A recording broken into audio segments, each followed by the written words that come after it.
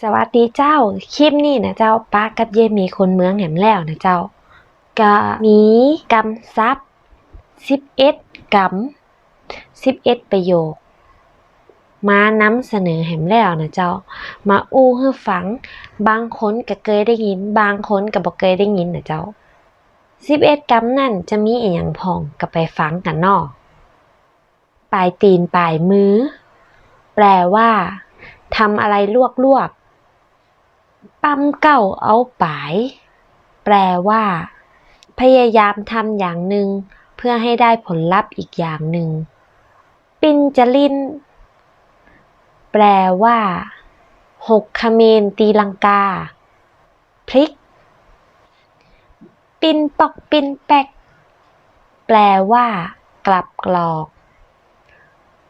ส่วนมากจะใจกะกำอู้นะเจ้าสำหรับคนตีอู้บ่แต่โกหก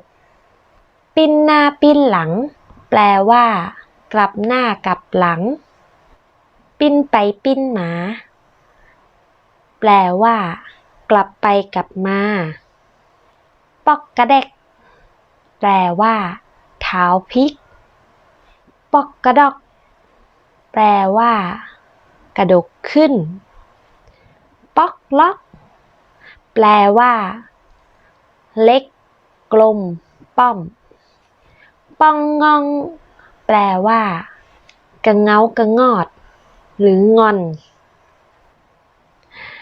ก็ลองเอาไปฝึกอู้ฝึกใจกันพอนะเจ้า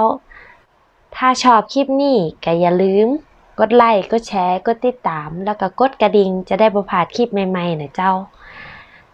แล้วปะกันใหม่คลิปหน้าเจ้าคลิปนี้ไปแล้วบ๊ายบาย